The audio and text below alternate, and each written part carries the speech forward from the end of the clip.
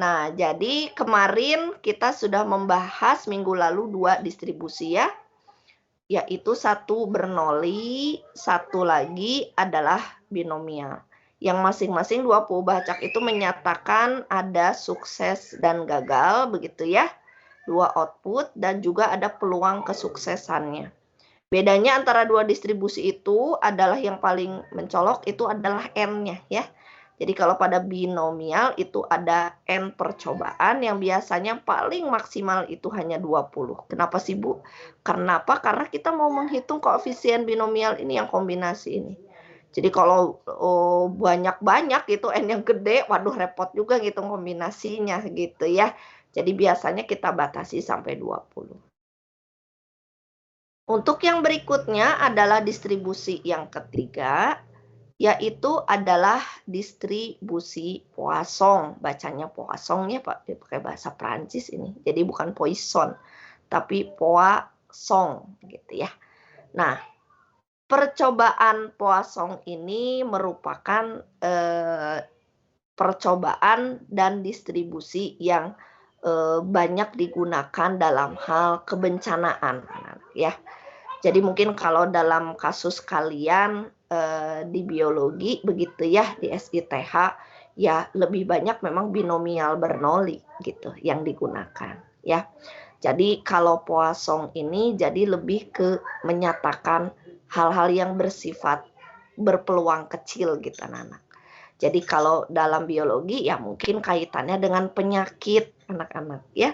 Jadi misalnya seberapa persen sih penyakit itu menyerang misalnya suatu individu terserang suatu penyakit yang berbahaya gitu ya. Corona tuh mungkin awal-awal ya. Nah, itu bisa dikategorikan percobaan Poisson anak-anak. Nah, jadi kata kunci dalam Poisson ini adalah yang pertama, dia dibatasi oleh waktu dan luas daerah tertentu. Jadi ini mirip dengan binomial. Jadi kalau Anda tidak memperhatikan ciri-cirinya kadang ya tertukar ini tuh binomial atau Poisson gitu. Karena Poisson juga ternyata adalah menghitung banyaknya kejadian.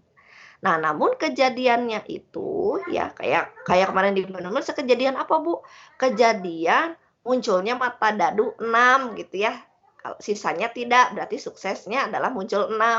Gagalnya adalah tidak muncul 6. Nah, ini pun sama gitu. Ada banyaknya kejadian dihitung. Nah, namun kalau pada Poisson ini dibatasi waktu tertentu dan luas daerah tertentu. Ini bisa dan bisa atau ya. Nah, kalau waktu gimana? Contohnya adalah saya banyak menghitung banyaknya mahasiswa yang masuk perpus pusat pukul 9 sampai 12. Kalau bicara ada mahasiswa yang masuk kan berarti ada yang nggak masuk juga ya. Nah, jadi kalau sekilas kita lihat tuh mirip masuk dan tidak masuk, sukses dan gagal. Dinyatakan sukses kalau ada yang masuk gitu ya, gagal kalau ada yang keluar. Nah, namun kenapa ini menguatkan ke Poisson? Karena ada selang waktu yang digunakan di sana. Ya, yaitu pukul 9 sampai 12. Jadi ada seseorang yang mengamati, yaitu ibu di sini misalnya jam 9 sampai 12 ibu nggak boleh merem ya, gitu. Karena ibu ngitung banyaknya mahasiswa masuk 1, 2, jadi ibu ngitung depan pintunya lah bahasanya. Bu, ini ibu bicaranya percobaan dulu ya, jadi tolong bayangin kejadiannya gitu. Aduh, masa sih ibu mau melek itu 3 jam berdiri dari jam 9 sampai jam 12 kan bu ada pegelnya. Sangat betul. Misalnya ibu, maaf, aduh tiba-tiba pengen buang air kecil gitu ya. Nah terus gimana itu? Nah, ini bisa dipecah anak-anak. Jadi misalnya sebut 9 sampai 12 itu 3 jam. Kan bisa dipecah, misalnya 9 sampai 10 lebih 10 ternyata ibu kebelet pipis gitu ya. Wah, gimana dong? Ya udah pipis dulu gitu. Tapi nanti misalnya 10.30 ibu lanjutkan lagi. Nah, nggak boleh berkurang waktunya, artinya ibu harus melebihkan sampai 12.30 gitu ya. Tapi yang jelas misalnya perjanjian kita 3 jam ya 3 jam. Jadi jelas bahwa ada jangka waktunya gitu yang kita amati. Mau berapa lama. Jadi kalau kalian misalnya di percobaan gitu ya, mengamati perubahan warna gitu ya karena disebabkan bakteri. berapa jam kalian mau melototin tabung reaksi, kan nggak mungkin seharian ya gitu. Diamati dulu, oh ini 3 jam, berarti kan nggak boleh merem ya, artinya nanti kalian menghitung misalnya lama waktu perubahannya. Nah itu contoh ya.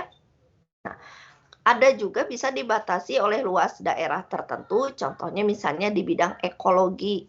Nah ini ada waktu itu penelitian ya udah jadul sih anak-anak 2004-an ya. Nah itu ada mahasiswa S3 biologi gitu meneliti banyaknya serangga di suatu nanam jamur tiram. Jadi waktu itu di Lembang ya ada orang yang mengembangbiakan jamur tiram. Anda tahu jamur tiram ya?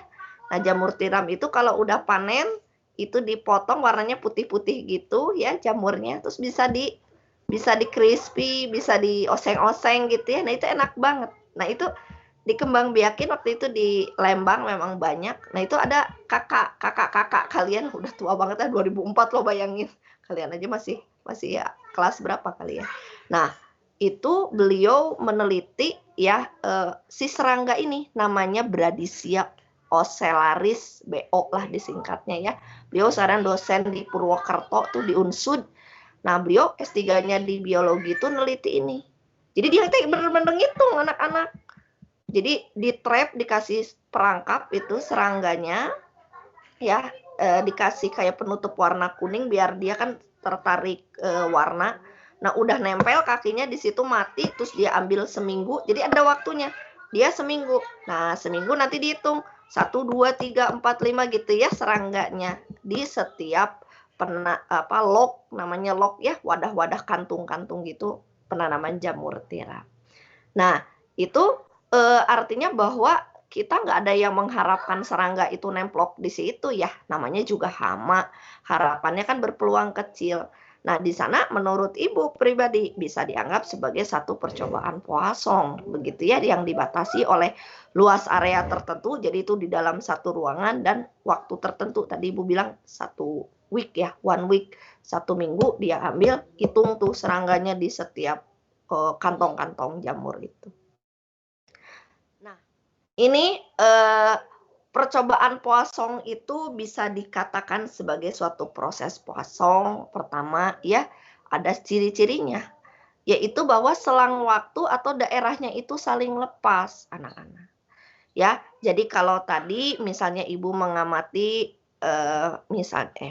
tadi Ibu mengamati misalkan tadi Ibu bilang 3 jam ya anak-anak ya. Nah, jadi dalam 3 jam itu misalnya tadi pukul 9 ya, misalnya pada pukul tertentu, artinya Ibu mengamati dulu, misalnya Ibu cuma kuat 1 jam dulu dong. Terus Ibu istirahat gitu ya. Nah, terus Ibu lanjutkan misalnya sampai 12. Nah, ini harus jelas bahwa selang yang masing-masing ini bisa terjadi di sini tadi ada mahasiswa masuk, nanti harus saling lepas gitu waktu-waktunya ya. Ya mungkin ada masuk banyak ini di menit yang ini ya. Nah, gitu ya. Itu kejadian biasanya silang-silang itu. Nah, waktunya itu harus saling lepas anak-anak, tidak tumpang tindih sehingga menghindari adanya perhitungan yang double counting gitu. Nah, kalau daerah misalnya Ibu punya satu kota Bandung misalnya ya. Nah, ini harus jelas wilayah itu. Jadi misalnya Ibu menceritakan banyaknya yang kena COVID.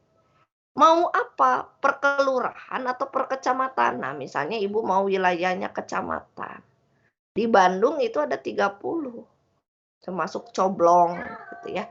Nah, ini harus jelas nih kecamatan Bandung Utara harus ada, terus kecamatan Coblong di sana, kecamatan Bandung Selatan di sini, rumah Ibu Cibenying Kidul misalnya ya. Nah, di sini ada yang barat gini. Harus jelas pembagian wilayahnya. Ini Antapani ini yang biasanya merah ya, Kiara Condong sebelah sini. Nah, kayak gitu. Ini Bandung Timur. Ini misalnya Ciwastra, ada rumahnya Ciwastra ini. Nah, di sini ya. Nah, ini jelas nih. Apa saling lepas wilayahnya. Sehingga kalau nanti Ibu misalnya di sini ada yang sakit, oh di sini mah ada 5 Bu yang kena. Itu akan beda dengan 4 yang ada di Antapani. Yang Antapani agak banyak kemarin. Wow, banyak ya. Tuh. Ya, Kiara condong di sini 3 ya, coblong gara-gara ada mahasiswa banyak yang kena. Nah, itu harus jelas penelitiannya bahwa dia saling lepas. Nah, sehingga peluang proses kosong ini tergantung selang waktu. Jadi maksudnya semakin besar atau semakin panjang waktunya, ya makin banyak yang mungkin terkena. Semakin luas wilayahnya, maka ya semakin banyak juga yang penyebaran si corona itu. Ya tentu saja Indonesia dan Amerika bisa aja jadi ranking terbanyak di dunia. Ya iyalah, orang penduduknya juga banyak ya. Jangan bandingkan dengan Singapura. Atau misalnya negara Eropa yang sebulat-bulat, Jerman cuma sekecil gitu ya. Jadi kayak kemarin misalnya ibu pernah keluar negeri ya, lihat gitu. Oh, ya negaranya juga kecil ya, anak-anaknya pakai sepeda, regulasi, aturan mah gampang diterapin. Coba kalau kayak Indonesia, Malaysia, Amerika misalnya, ya sama-sama aja ya kayak di Indonesia, komodenya Cina, India, anak-anaknya. Jadi bahasanya Cina dan India juga, waduh ngatur rakyatnya ya nggak bisa mudah gitu ya. Jadi kayak misalnya harus kebersihan atau harus gimana-gimana, ya repot lah gitu ya. Nah, ketiga sifatnya, peluang untuk selang pendek atau daerah sempit itu bisa diabaiin. Jadi kalau misalnya kita perkecil waktunya, misalnya ibu mau, jadi bu kalau dalam 1 menit ibu kira-kira berapa mahasiswa yang masuk. Nah 1 menit dibandingkan 1 jam itu kan jauh ya. Jadi ibu boleh bilang sebetulnya dalam 1 menitmu belum adalah mahasiswa yang masuk gitu ya. Nah ibu bisa menyatakan seperti itu. Jadi bisa kita abaikan ya. Kalau kita sudah bisa mengkategorikan bahwa dia percobaan Poisson, maka kita dapat mengkategorikan X tersebut berdistribusi Poisson. Nah, parameternya itu lambda, anak-anak. Nah, kemarin ingat kalau di binomial kan parameternya 2N dan PN banyaknya percobaan, P peluang suksesnya. Nah, kalau di Poisson lambda. Nah, lambda itu apa? Nah, lambda ini nanti biasanya lambda ini sering disebut sebagai rate anak-anak ya, rate atau misalnya laju ya, laju kejadian. Atau sebetulnya ini juga kadang disebut sebagai rataan itu sendiri anak-anak. Ya, jadi misalnya di sini ibu menghitung banyaknya orang yang masuk rumah sakit karena COVID. Nah, jadi kalau nanti lambdanya keluar misalnya 3 per rumah sakit, nah artinya bahwa di setiap rumah sakit itu rata-ratanya ada 3 orang yang masuk ke rumah sakit gara-gara COVID begitu ya. Nah, jadi seperti itu makna dari lambda. Ya, jadi ini jangan salah sebut, ini bahas abjad Yunani lambda ya disebutnya. Nah, maka peluang pubah acak X itu dapat kita hafalkan adalah E pangkat min lambda dikali lambda pangkat X dibagi dengan X faktorial, di mana X-nya itu antara 0, 1, 2, dan titik-titik. Nah, dengan E di sini disebutnya tetapan Euler, anak-anak bukan Euler ya, Euler, yaitu sekitar 2,72 begitu ya. Nah, ini adalah ekspektasinya. Ekspektasinya itu adalah lambda. Nah, variansinya pun juga lambda. Jadi keistimewaan di antaranya distribusi Poisson ini, ekspektasi dan variansinya teh sama-sama lambda. Nah, ini yang menyebabkan kalau di matematika ya, anak-anak, ini banyak dipakai di asuransi, khususnya untuk klaim. Jadi kan kalau kalian sakit ya, misalnya masuk rumah sakit kan kita bisa mengklaim ke asuransi ya. Nah, itu biasanya banyaknya orang yang mengajukan klaim itu bisa dianggap distribusi Poisson. Kenapa? Karena dia punya keistimewaan ekspektasi dan variansinya sama. Nah, sama di sini menurut ibu sensitif ya anak-anak ya. Kenapa? Karena kalau di percobaan benerannya nggak akan pernah ada deh ekspektasi dan variansi itu persis sama gitu ya. Kenyataan jadi kalau Anda punya data beneran tuh nggak akan pernah ada. Contoh aja ya, punya anak kembar aja ya, kembar identik itu belum tentu sama loh. Cari aja pasti ada bedanya gitu ya. Baik mungkin wajahnya atau warna kulitnya atau bahkan karakternya nanti besar walaupun dia kembar identik, nggak akan ada makhluk yang sama. Karena kita observasi beneran ada ya percobaannya gitu. Nah, sekarang pertanyaan Ibu. Ada yang bisa nyebutin nggak? Apa yang paling mencolok perbedaannya dengan binomial untuk Poisson ini? Silakan.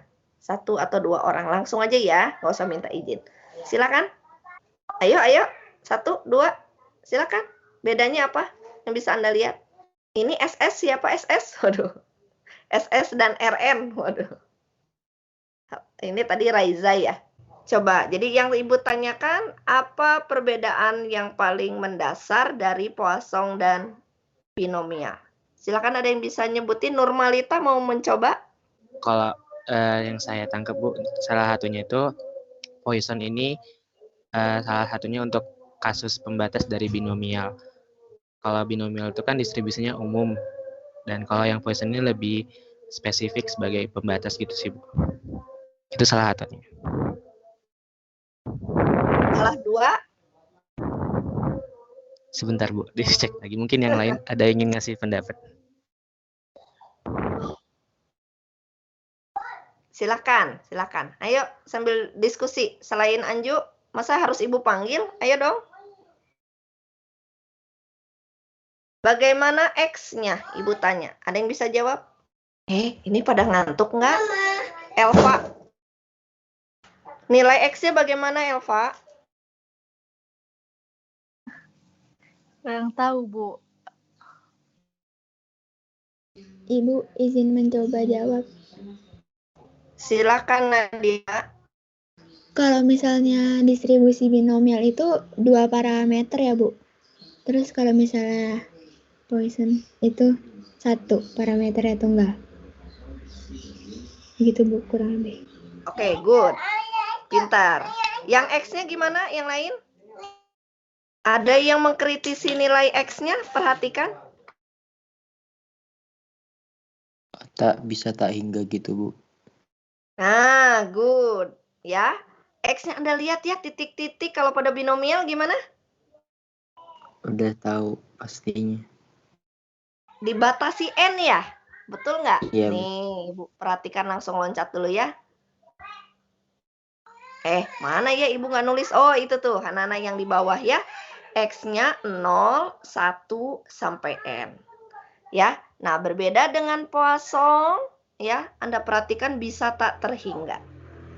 Ya, itu. Selain tadi apa? Parameternya cuma 1, ya, yaitu rate-nya aja. Kalau di sana kan tadi ada N, ada P. Nah, di sini tidak terhingga. Nah, yang tidak terhingga itu seperti apa? Begitu ya. Berarti Bu, 1.000.000 bisa Bu? Nah, bisa aja. Gitu ya. Kan gitu artinya makna tak terhingga ya. Gitu.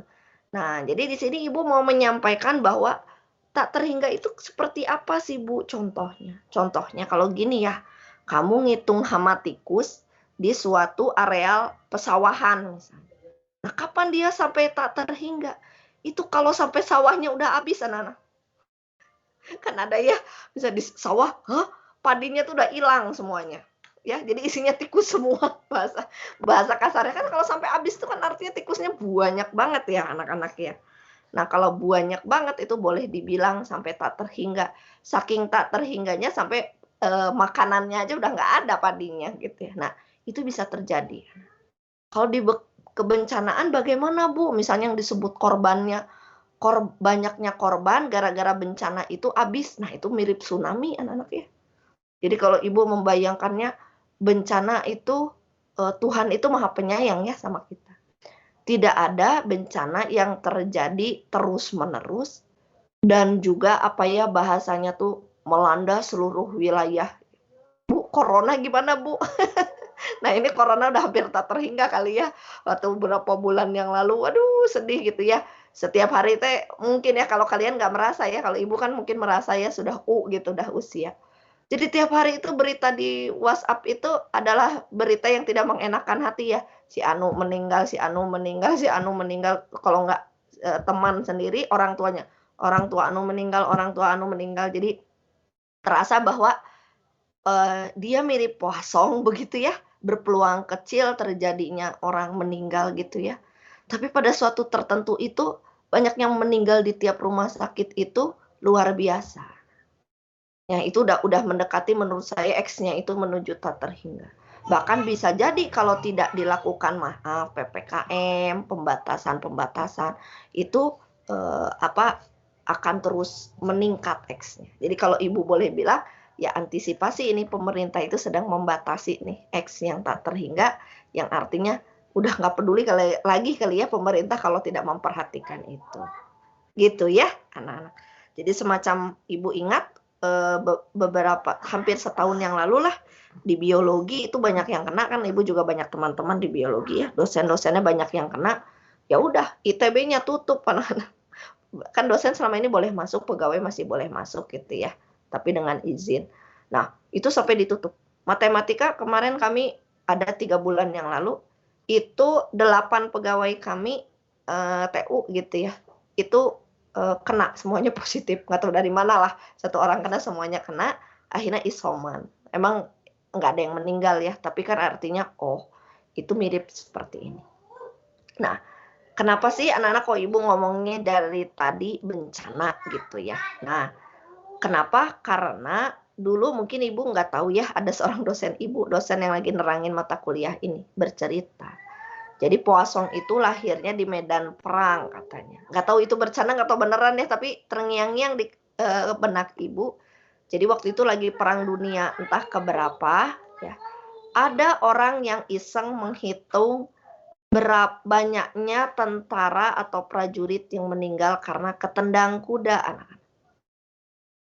Ketendang kuda ya, ini bukan mati karena ketembak. Kata Ibu tadi, iseng banget, bener juga ya maksudnya. Kalau kita bicara ketendang kuda itu mah udah kalau kita bicara mati ketembak, kena pedang dan sebagainya itu masih wajar-wajar aja ya, namanya juga lagi perang. Tapi orang tersebut menghitung yang mati karena ketendang kuda gitu ya. Nah, itu kan berpeluang dalam bayangan Ibu sangat kecil. Gitu ya, berpeluang kecil. Jadi memang banyak sekali bahwa distribusi Poisson ini dimanfaatkan buat khusus kebencanaan dan penyakit begitu. Ya, bencana aja. Jadi ada salah satu nanti kalau kalian belajar lebih advance, Poisson ini bisa dipelajari kayak contoh kebencanaan kebakaran, karena gempa, karena suatu penyakit yang langka, misalnya contohnya cancer ya, mungkin anak-anak ya, cancer gitu ya, mungkin asalnya COVID tapi sekarang sedang tidak pakai Poisson lagi gitu. Nah itu bisa kita gambarkan seperti itu ya, karena peluang terjadinya yang sangat kecil. Nah ini contoh saja ilustrasi ya, misalkan di suatu daerah di bagian timur Amerika Serikat ini rata-rata, ingat kata kuncinya ya, diserang 6 angin topan per tahun. Jadi bayangkan di Amerika itu rata-rata, karena Amerika itu kan dibagi-bagi lagi anak-anak ya, wilayah bagian-bagian negara bagiannya. Nah jadi mungkin kalau di negara bagian, aduh Ibu nggak hafal, A ya, oh itu 10 angin topan per tahun. Wilayah bagian B misalnya 2 angin topan. Nah rata-ratanya dirata-ratain semua di wilayah bagian timur Amerika itu 6 angin topan per tahun. Nah kalau dibicarakan seperti ini, kasus apakah ini? Nah seperti itu ya. Nah kalau kita lihat dari kata kunci yang makanya tadi Ibu tanya kepada kalian, ciri apa ya? Atau apa yang membedakan dengan binomial? Nah pertama tadi ya, ada teman kalian, Bu, kalau Poisson punya satu parameter doang, yaitu yang tadi kita sebutkan sebagai lambda, itu rata-rata. Nah, ini contohnya. Dia cuma bilang rata-rata diserang angin topannya 6. Tidak ada banyaknya percobaan. Tidak ada peluang sukses gagalnya. Adanya adalah rate-nya, gitu ya. Nah, itu satu. Nah, ciri yang kedua, tadi mungkin nggak ada yang nyebutin ya. Utamanya di sini, ada ya teman kalian tadi yang ke satu ya. Tadi ya yang pertama tuh bilang, Bu ini semacam kasus khusus, Anju ya tadi ya, kasus khusus gitu dari binomial ya. Khususnya apa? Ya ini ya, dia dibatasi gitu ya, diantaranya adalah dalam satu lingkup tahun tertentu atau dalam satu wilayah tertentu. pertanyaannya sama anak-anak ya, berapakah peluang bahwa pada suatu tahun tertentu, nah di sini yang A adalah tidak sampai 4 angin topan menyerang daerah tersebut. Yang kedua, antara 6 dan 8 angin topan akan menyerang daerah tersebut. Nah, sehingga di sini pertama kali seperti biasa kita harus definisikan dulu pubacaknya.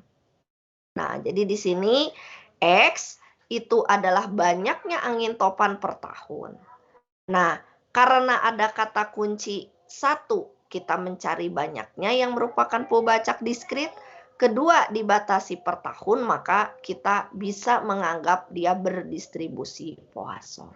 Cukup disimbolkan dengan P doang, begitu ya. P dari lambdanya langsung kita ganti karena sudah ada keterangan di soalnya adalah 6, rata-rata 6 per tahun. Sehingga di sini X berdistribusi P lambda 6. Nah, tidak sampai 4, bagaimana menerjemahkannya? Nah, ini juga yang menjadi tantangan. Bagaimana Anda menuliskan peluang tidak sampai 4 angin topan? Kalau enggak nyampe 4, berarti 4-nya enggak boleh masuk. Ya, hanya sampai 3 ya, boleh dibilang seperti itu. Maka di sini bagaimana tantangannya Anda menulis seperti yang tadi di sini. Bahwa dia berpeluang kurang dari 4 karena enggak nyampe 4. Nah, sesudah Anda menulis peluang kurang dari 4 karena ini adalah diskrit, maka diskrit itu titik per titik adanya. Maka di sini P X sama dengan 0. Ingat karena mulai dari 0 ada ya. Apa artinya X sama dengan 0? Nggak ada angin topannya, Bu. Mungkin terjadi, mungkin. Di satu wilayah tertentu tidak terjadi angin topan, mungkin. Maka ada P0, 1, 2, 3. Gitu. Nah, lalu masing-masing karena kita sudah definisikan, makanya di sini barangkali sesudah baris yang X merupakan Poisson, ini baiknya ya, ini ditulis rumusnya anak-anak seperti ini. Ya, sambil ngapal E pangkat min 6 kali 6 pangkat X dibagi X faktorial. X-nya jalan 0, 1, titik. Nah, itu biasakan ditulis dulu rumus-rumusnya ya. Sehingga di sini Anda gampang tinggal E pangkat min 6. Ini yang ini. E pangkat min 6 dikali 6 pangkat 0 ya nih. X-nya yang jalan anak-anak ya. Hati-hati. 0. Ini dibagi 0 faktorial. Begitu seterusnya sampai 3 karena kita jabarnya sampai 3 E pangkat min 6 dikali 6 pangkat 3 sama dengan dibagi 3 faktorial. Nah, tentu saja kalian jangan kayak anak SD ya. Artinya ada unsur yang sama bisa dikeluarkan, yaitu E pangkat 6-nya keluarin aja ke sini. Nah, jadi 6 pangkat 0, 1, 0 faktorial dan 1 faktorial itu 1 ya. Gitu ya. Nah, ini Anda jabarkan. Nah, kalau udah dapat yang di dalam kurung, nanti tinggal Anda kalikan dengan E pangkat min 6. Begitu ya. Nah, insya Allah kalau di kalkulator yang saintifik itu udah ada E pangkat ya, bilangan E, kan tadi E itu 2,7 ya anak-anak ya. 2,7 dikalikan pangkat min 6, ini artinya 1 per, sebetulnya 1 per E pangkat 6 ya. Nah, baru dikalikan ini. Nah, kalau Anda betul, jawabannya berupa peluang. Harus di antara 0 dan 1. Nah, kebetulan di sini adalah 0,15. Begitu ya. Nah, itu bagian yang pertama. Nah, bagian kedua. Nah, ini tantangannya mengubah kalimat tersebut menjadi kalimat matematika. Antara 6 dan 8. Nah, antara ya anak-anak ya. Nah, kalau antara itu biasanya bilangan yang disebutinnya nggak ikut. Jadi kalau antara 6 dan 8 artinya 6 nggak ikut, 8 tidak ikut. Nah, ini hati-hati. Yang menyebabkan penulisannya menjadi tanda yang tidak memakai sama dengan hanya tanda ketaksamaan kurang-kurang seperti itu. Nah, artinya peluang X di antara 6 dan 8 itu menunjuk bahwa kita hanya menghitung peluang X di titik 7 gitu ya anak-anak ya. Karena di antara 6 dan 8 ya cuma angka 7 gitu. Nah, maka kita hanya mudah di sini E pangkat min 6 dikali 6 pangkat 7 dibagi 7 faktorial. Nah, ini agak panjang. Kalau di kalkulator saintifik ada barangkali satu orang, ada nggak yang ngitung faktorial, anak-anak? Satu orang. Ada yang punya kalkulator saintifik? Ada kok, Bu. Ada ya ngitung faktorial ya? Ada, Bu. Kalau nggak ada, aduh Bu, kepaksa Bu. 7 kali 6 kali 5 kali 4 kali 3 gitu ya, kalau sampai nggak ada gitu. Jadi seperti itu. Makanya mungkin nanti ditulis manual aja ya, kalau dalam ujian yang esai panjang biasanya nanti bisa kita masukkan, artinya perhitungan ini prosesnya ada gitu ya, bisa Ibu lihat. Nah, jadi itu ya. Jadi kalau dalam diskrit ini kesulitannya adalah hati-hati penggunaan sama dengan dan tidak sama dengan.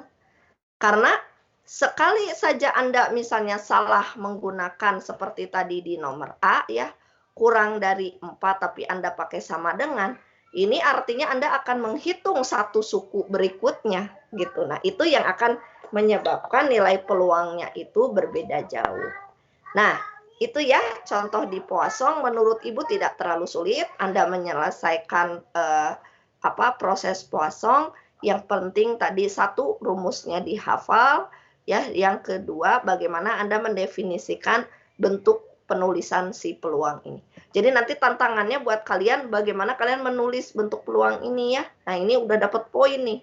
Bisa menuliskan seperti ini dengan benar saja ya. Itu biasanya Ibu kasih nilai 0,5 sampai 1 gitu. Kemudian Anda bisa menerjemahkan bahwa kita ternyata hanya menghitung peluang X sama dengan 7. Nah, ini juga sudah dapat poin. Begitu ya. Nah, itu adalah distribusi yang ketiga. Nah, distribusi yang keempat ini adalah distribusi seragam atau disebut dalam bahasa Inggris uniform. Nah, dengan bahasanya juga seragam. Jadi menyatakan bahwa distribusi ini memiliki hal yang sama.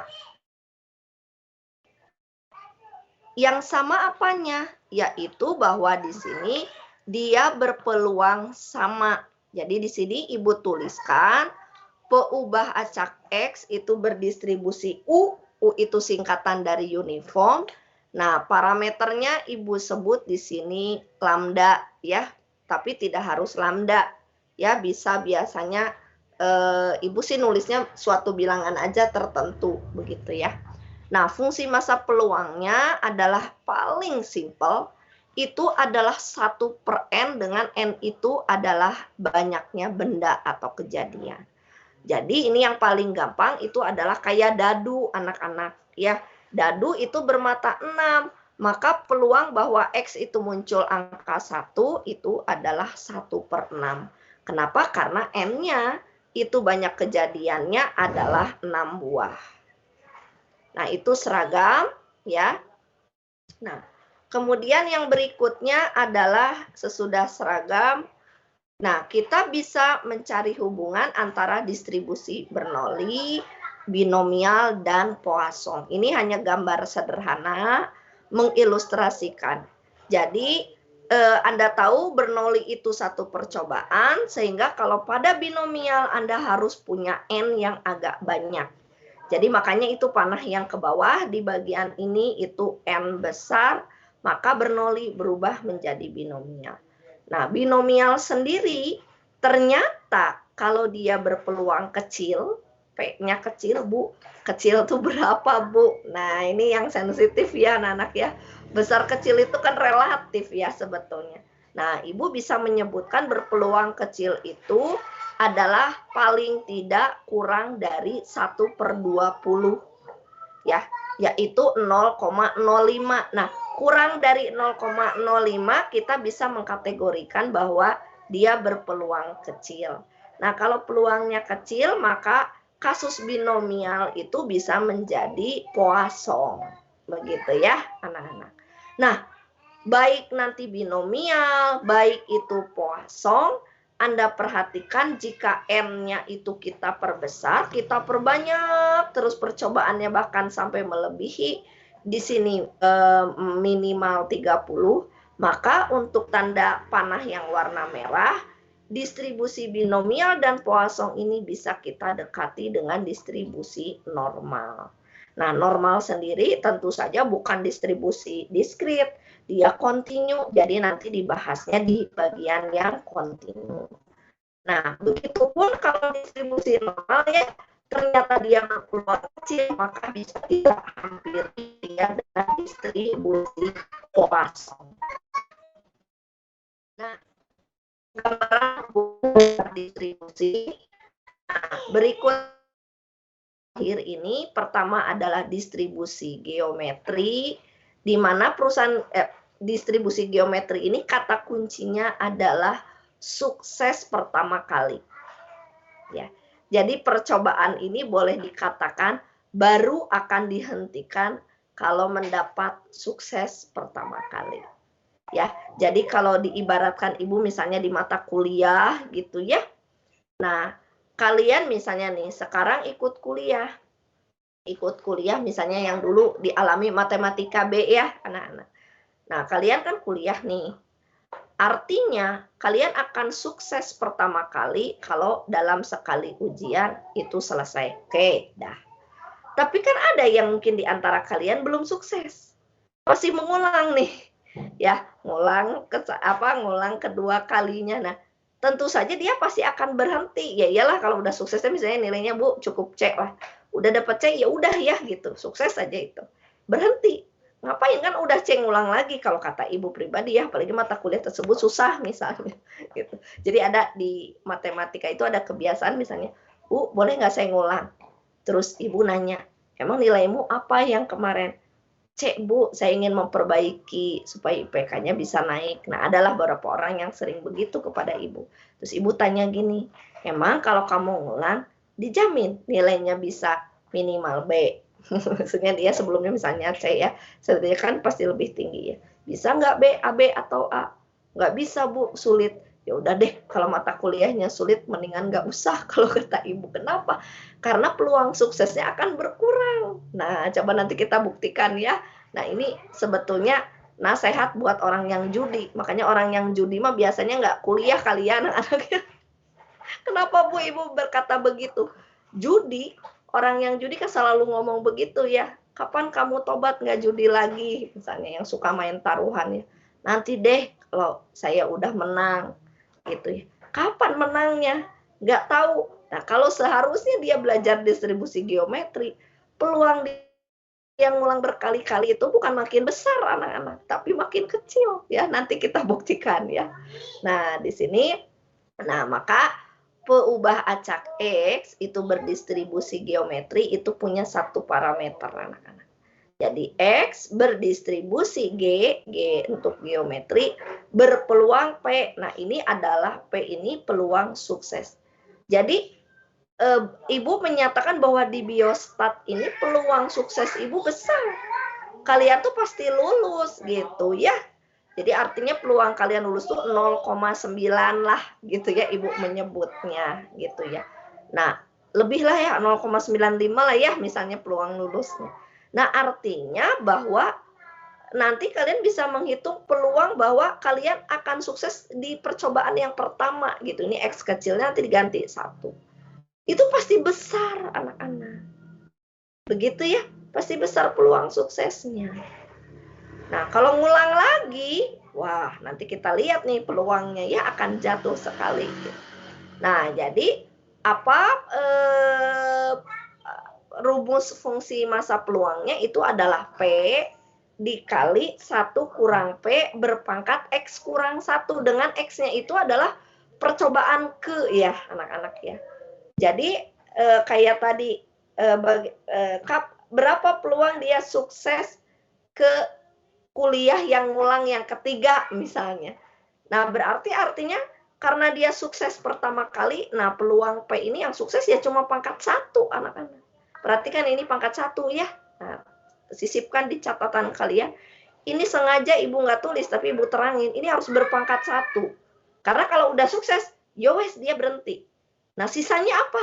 Berarti sebelum percobaan ketiga dia gagal terus. Gagal wae nih. 1 kurang P gagal terus sampai sebanyak percobaan ketiga kurang 1. Jadi kalau saya sukses yang pertama kali di percobaan ketiga, berarti di percobaan ke-1 dan kedua saya nggak sukses. Makanya di sini X kurang 1. Ya, gitu. Nah, X-nya berjalan tentu saja mulai dari 1, karena nggak mungkin ada percobaan ke-0 ya anak-anak. 1, 2, dan seterusnya. Ya, nah ini contoh perhitungannya. Nah, berikut adalah contoh kasusnya. Nih, dalam ujian seleksi masuk PTN, peluang seseorang lulus itu 0,6. Ya, lumayan ya kalau kata Ibu, 0,6. Nah, jika seseorang siswa lulusan SMA ikut ujian seleksi tersebut, berapa peluang dia akan lulus pada ujian seleksi yang ketiga? Nah, makanya Ibu selalu mikir, oh pantesan ya universitas itu ada gelombang 1, ada gelombang kedua, kalau bisa ada gelombang ketiga ya. Gitu, karena kemungkinan bahwa orang lolos di gelombang ke-1 itu agak sulit gitu ya. Hanya peluangnya juga 0,6 tuh gitu ya. Nah, artinya bahwa bisa jadi di yang kedua atau yang ketiga begitu ya. Nah, ini caranya. Nah, ketika X itu menyatakan peubah acak lulus pertama kali ujian seleksi PT, maka kita menurut cerita tersebut bisa dikategorikan bahwa X-nya itu berdistribusi geometri dengan peluang suksesnya itu adalah 0,6. Nah, maka peluang dia akan lulus pada ujian seleksi yang ketiga, karena itu yang ditanya ya, maka dia semacam kayak diskrit ya. Peluang X sama dengan 3. Tidak pakai tanda kurang, tidak pakai tanda lebih, karena dia bilangnya, pokoknya saya cuma mau lulus, ngitungnya peluang si lulusnya itu percobaan ketiga aja gitu, ujian yang ketiga. Nah, maka berarti di ujian ketiga itu dia sukses terus, dia sukses ya anak-anak. Maka di sini peluangnya adalah 0,6 pangkat 1. Nah, berarti sisanya sebelum yang ketiga, yaitu percobaan ke-1 dan kedua, aku gagal terus. Yaitu peluang gagalnya 1 kurangi 0,6. Yaitu 0,4. Nah, 0,4 berpangkat berapa? 3 kurang 1, jadi berpangkat 2. Jadi percobaan ke-1 gagal, peluangnya 0,4, percobaan kedua gagal 0,4, percobaan ketiga baru aku sukses 0,6. Gitu ya. Jadi ini semacam itu. Nah, dikalikan, perhatikan Anda, lihat tuh, peluang sukses lulus di percobaan ketiga menurun drastis hanya mencapai 0,096. Gitu ya. Jadi anak-anak makin banyak kalian mengulang mata kuliah, sebetulnya bukan semakin banyak kesempatan jadi lulus anak-anak. Karena pernah ibu tuh tepatnya 4 tahun yang lalu ibu selalu megang biostat ya. Baru sekarang pindah 3 tahun ini Bu Utri waktu itu. Nah, tahun ini dibagi 2 gitu. Nah, waktu itu ibu pernah gitu ya, di kelas itu ada 2 angkatan, kakak angkatan di atas kalian ngulang. Waduh, itu ngeliatin ibu itu melamun anak-anak. Jadi ibu memang sudah tidak mengharapkan lagi, biasanya yang udah ngulang 2 kali, 3 kali ibu cuma ngomong gini, kamu boleh nggak ikut kuliah ibu, ya kata ibu teh, karena kan bisa bentrok ya dengan mata kuliah lain. Nggak usah ikut kuliah ibu, tapi ikut semua bentuk evaluasi yang ibu berikan. Kuis ikut, UTS ikut, UAS ikut, ngerjain PR masukin gitu ya. Jadi artinya bahwa yang apa yang diharapkan gitu, karena ngelihat ibu juga udah melamun, mungkin dia udah nggak suka ya pelajaran statistik gitu. Tidak bisa kita paksakan. Jadi artinya sok belajar mandiri sendiri, yang rajin ujian bisa gitu ya. Nah, jadi itu yang terjadi. Jadi ibu memberikan ilustrasi, betul ya.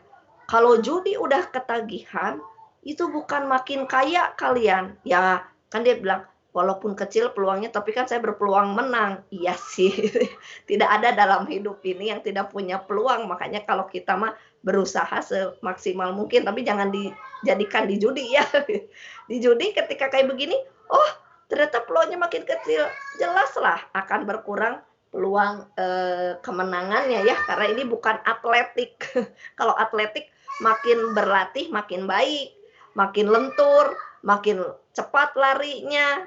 Kalian juga sama, Bu, makin latihan makin banyak, ya iyalah makin bisa ya, makin banyak membaca. Itu kan beda lagi kasusnya ya anak-anak ya. Nah, maksudnya seperti itu ya, ini change seperti ujian dan sebagainya, dia akan berpeluang seperti ini. Ya, itu adalah distribusi hiper, pakai kata hipergeometri. Kok Bu disebut hiper sih? Kalau hiper itu kan artinya ada yang berlebihan ya anak-anak. Nah, karena memang di sini kata hiper ini bisa menunjukkan ada beberapa yang kita pertimbangkan dalam percobaan tersebut. Nah, Ibu cuma bilang bahwa distribusi hipergeometri ini udah sangat terkenal waktu zaman SMA. Ya, masih ingat nggak kalian ada perhitungan peluang yang gini ya? Coba berapa peluang terambilnya bola merah dan hijau dari satu kotak? Pernah ya? Mudah-mudahan sudah pernah mendengar hal itu gitu. Nah, jadi ini mirip seperti kalian mengambil bola warna-warni dari suatu kantong. Jadi tidak hanya satu warna doang. Nah, itu yang mungkin Ibu sebut sebagai hiper. Nah, ini banyak sekali contohnya di biologi gitu ya. Nih, seperti contoh yang Ibu tuliskan di contoh kedua. Berapa ibaratnya peluang bahwa yang ditanam itu dari berbagai jenis varietas. Jadi kalian tahu satu bunga aja misalnya bunga hebras gitu. Hebras itu kan bisa macam-macam varietasnya ya. Misalnya apakah warnanya yang beragam, dia diambil dari daerah mana juga bisa beragam, begitu ya. Kecuali bunga-bunga khas Indonesia lah ya, bunga bangkai yang gitu. Tapi kayak rose aja mawar itu bisa mawar Jepang, bisa mawar apa. Nah, artinya bahwa banyak keberagaman. Nah, berapa kita bisa mengambil semacam kayak peluang terambilnya benih yang seperti apa. Nah, itu ada di buku Rosner itu mencontohkan seperti itu. Nah, maka di sini secara umum rumusnya X sama dengan K ya, itu adalah semacam kayak mengambil K kecil buah dari K percobaan lalu dikalikan dengan kemungkinan yang lain. Jadi kemungkinan ini Ibu nulisnya secara umum aja ya. Bisa lebih dari ini kemungkinannya. Ini cuma 2 kemungkinan maksudnya nih. Ini kemungkinan ke-1, yang sebelah kanan kemungkinan kedua. Nah, ini adalah seluruh ruang sampel yang ada. Mengambil total N dari N besar. Nah, barangkali Ibu langsung loncat aja deh ke contohnya supaya terbayang begitu ya. Nah, seperti ini dalam suatu kotak ada 10 buah bola. Bayangin ya, ada 5 yang merah, ada 3 yang hijau, dan ada 2 yang kuning. Berapa peluang terambilnya 3 bola? Masing-masing berwarna merah, hijau, dan kuning. Nah, ini diambilnya berserta. Bersamaan ya anak-anak ya, jadi Ibu ambil 3 bola. Jadi tidak ada kasus yang gini ya, ambil satu-satu, nanti nanyanya, Bu dikembaliin atau enggak, masih ingat ya dulu ya, ada bola yang dikembaliin, ada yang enggak. Nah, Ibu tidak kasus itu. Jadi pokoknya Ibu ngambil 3 bola atau 3 benih misalnya ya. Nah, ini ternyata dia masing-masing warnanya merah, hijau, and kuning gitu ya. Nah, ini X menyatakan pembacak bola yang terambil, Ibu singkat aja HG. Ya, ini N besarnya 10 karena kita punya totally 10 bola. Nah, K-nya itu Ibu ambil 3. Nah, namun 3 ini dibagi lagi kasusnya. Pengen merah, pengen hijau, pengen kuning. Nah, sehingga lihat suku pembilang yang di atas itu terbagi 3 suku. Aku mau ambil 1 dari 5. 5 dari mana? Kan yang merah ada 5. Ambil 1 dari 3 yang hijau. Ambil 1 dari yang kuning. Yang kuning cuma 2. Tolong perhatikan jumlah yang di atas 5 tambah 3 tambah 2 itu 10. Yang di bawah memang Ibu cuma mau ngambil 3 buah. Gitu. Sehingga pembilangnya itu adalah absen seluruh kejadian yang mungkin terambil. Yang di bawah ini adalah seperti ruang sampel, yaitu saya mengambil 3 dari totally 10.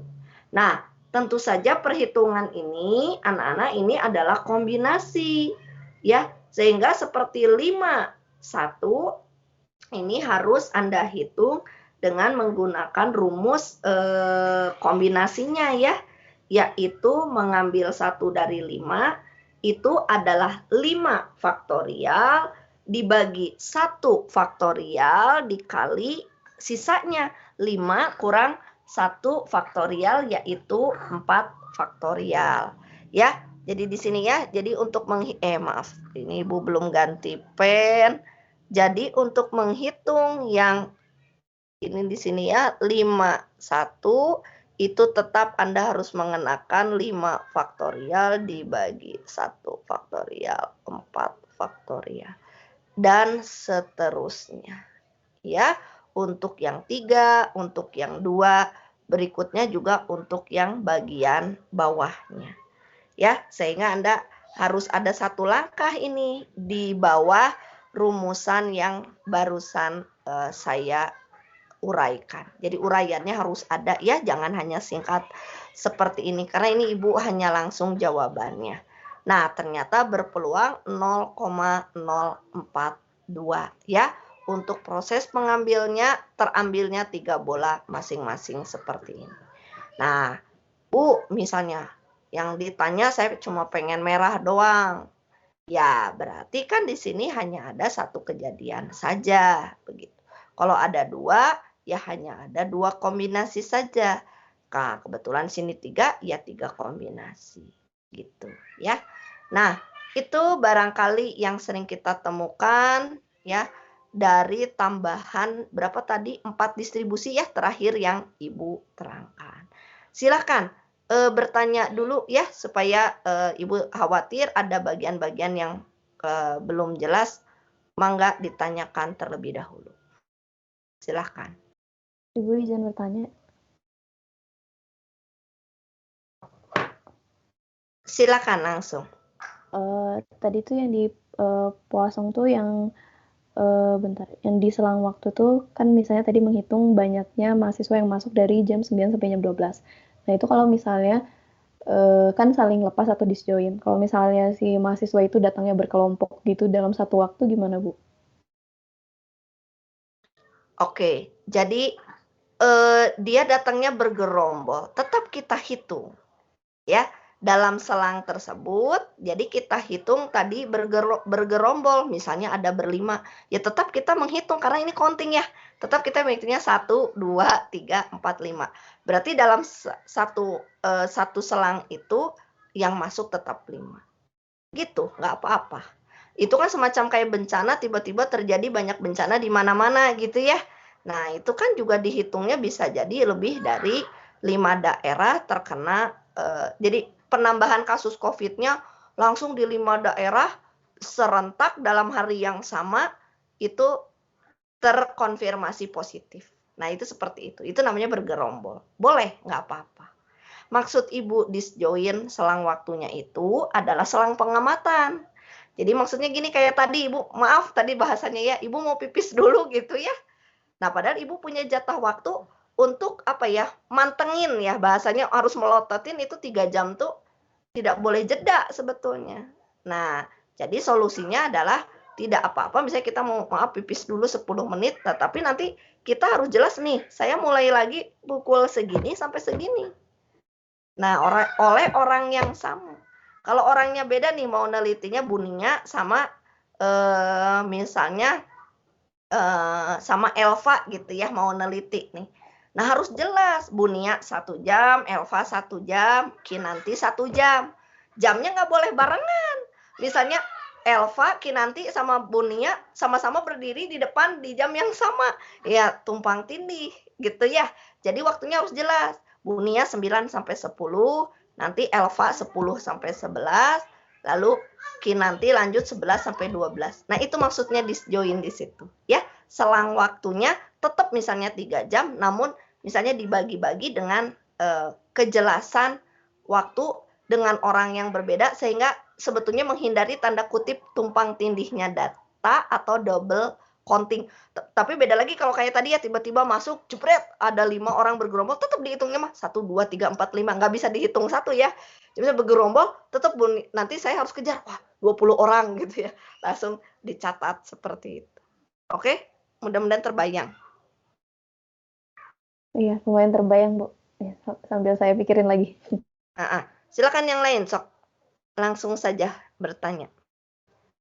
Nadira. Wah, Ibu mau nanya. Nadira? Iya, Bu. Kalau di kalian belum ada satu percobaan ya di mata kuliah dasar ini? Sudah ada belum? Percobaan gimana, Bu? Maaf. Ya, percobaan di lab gitu. Nggak ada ya, Nana ya? Karena luring ini ya? Atau bagaimana? Praktikum gitu, Bu. Iya, praktikum. Betul.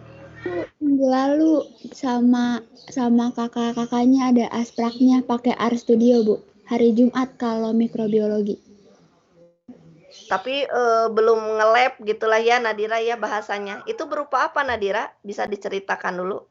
Pakai RStudio, Bu. Kemarin baru nyobain bikin kurva plot stem leaf gitu, Bu. Yang statistika deskriptif. Oh, yang statistika. Ibu mau nanya yang biologi, Nadira? Boleh izin ke toilet dulu, Mas. Silakan. Nadira, Ya, yang Bu. di biologi nggak ada praktikum ya, belum ya? Oh, kalau kita mikrobiologi belum, Bu. Nanti kalau yang lab benerannya November, Bu. Kalau sekarang cuma nonton video doang, Bu. Oh, tapi ada ya nonton video ya, Nadira. Setidaknya agak kebayang ya, Nadira ya. Iya, Bu. Nonton video sama bikin laporan praktikumnya, Bu. Kalau mikrobiologi. Sip. Boleh diceritakan satu percobaan, Nadira, yang bisa menggambarkan distribusi ini? Ada nggak ya kira-kira, Nadira? Satu aja. Halo, Nadira? Ya, sebentar, Bu. Pertanyaan Ibu cukup jelas atau ada yang bingung atau ada yang menangkap lebih cepat? Boleh ya, maksudnya dari percobaan-percobaan tersebut gitu ya. Misalnya apa deh percobaannya, kan Ibu juga kadang nggak tahu ya kalian teh percobaan apa aja ini di biologi teh ya. Sok, boleh diceritain aja dulu sekilas, Nadira. Salah satu aja. Boleh nggak nyambung ya dengan pertanyaan Ibu. Silakan. Ini, Bu, minggu lalu kita percobaannya Izin jawab, Bu.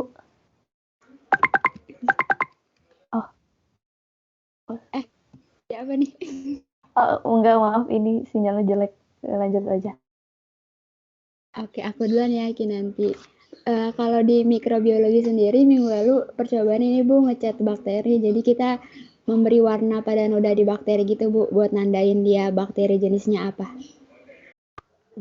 Jadi yang diamati fisis ya kalau kayak gitu, perubahan warna misalnya gitu ya? Iya, Bu. Nggak ngitung bakteri, Nadira? Baru hari ini, Bu, ngitung bakterinya. Nanti. Gitu ya. Nah, itu kan kalau kata Ibu ya salah satu nanti kalau misalnya kalian mau menghitung berapa peluangnya. Nah, itu bisa jadi proses counting ya, anak-anak ya. Proses counting. Nah, nanti kejadiannya itu bisa dikategorikan percobaan-percobaan tersebut termasuk percobaan apa. Ya, jadi apa misalnya berubah warna atau tidak. Nah, ya misalnya itu kan bisa binomial, betul nggak, Nadira ya? Betul, Bu. Jadi misalnya kalau berubah warna berarti dia sukses. Kita nyata aja misalnya gini, dia golongan darahnya A, AB, nggak ada ya. A, B, B, O ya. Nah, golongan darah. Nah, dia kan pasti kita berikan suatu reaksi tertentu ya, treatment tertentu sehingga kita bisa menyatakan dia sukses. Kayak tadi misalnya berubah warna, kan Ibu nggak tahu ya, Nadira. Namanya juga dosen matematika mah belum pernah nge-lab ya. Nah, jadi misalnya berubah menjadi ini. Oh, berarti sukses, dia adalah bakteri A misalnya. Nah, itu kan berarti ciri merupakan salah satu percobaan binomial. Berapa banyaknya Nadira melakukan percobaan, misalnya ada 10 kali pengulangan. Nah, N itulah yang nanti menjadi banyaknya percobaan di binomial. Bisa dipahami ya, Nadira, itu salah satu contoh. Ya, terus misalnya kalau ngitung, nah sekarang ngitung nih, Poisson nggak ya? Nah itu ya, atau misalnya ngitung sampai sukses pertama kali. Nah, itu berarti termasuk geometri. Ya, nah itu pengayaan-pengayaan tersebut yang mungkin harus bisa kalian lebih gali lagi. Nah, itu biasanya di buku Rosner anak-anak lumayan banyak tuh contoh-contoh seperti yang tadi Ibu sebutkan gitu ya, bahwa percobaan-percobaan di bidang kalian pun itu sangat banyak yang bisa menggambarkan distribusi yang khusus begitu ya. Jadi kalau khusus itu enaknya ya kayak kemarin Ibu sebutin, rumusnya ada, ekspektasi sama variansinya aja udah tinggal ngapalkan gitu ya. Jadi tidak bersulit-sulit lagi. Gitu. Oke, Nadira, terima kasih ya tadi jawabannya. Mudah-mudahan tergambar bahwa ya statistik ini bukan ilmu ngawang-ngawang ya. Kalau nggak terbayang biasanya mahasiswa cenderung ini mah ilmu juga nggak akan terpakai gitu ya. Jadi memang betul-betul kayak di statistik ini Ibu promosi percobaan-percobaan kalian itu banyak sekali yang menggambarkan fenomena dalam statistik ini. Gitu ya. Oke, ada lagi yang mau bertanya? Silakan. Baik. Satu. Mangga. Udah paham, Bu. Makasih, Bu. Oke, sepertinya mah nggak ada yang nanya lagi ya. Jadi minggu depan Ibu akan masuk ke distribusi kontinu ya. Dimana nanti distribusi kontinu ini yang paling sering digunain itu adalah normal ya, distribusi normal gitu. Nah, jadi nanti kita akan sambungkan begitu ya hubungan dari diskrit ke kontinu melalui normal. Baik, itu saja dulu anak-anak. Ini masih ada 20 menit menuju jam 1 untuk anak-anak bisa mengisi terlebih dahulu presensi. Sepertinya barusan saya buka ya. Biasanya suka lupa ngeklik gitu ya. Jadi kadang belum kebuka. Ya, jadi kalian silakan absen dulu. Nah, untuk materi hari ini Ibu cukupkan dahulu. Nanti minggu depan sekaligus dengan slide yang kontinu disertai juga dengan contoh-contoh ya yang bisa kita kerjakan untuk diskrit dan juga kontinu. Oke, itu dulu anak-anak. Selamat siang, tetap jaga kesehatan ya. Assalamualaikum warahmatullahi wabarakatuh. Terima kasih, Bu. Waalaikumsalam. Terima kasih, Bu. Terima kasih banyak, Ibu. Terima kasih, Bu.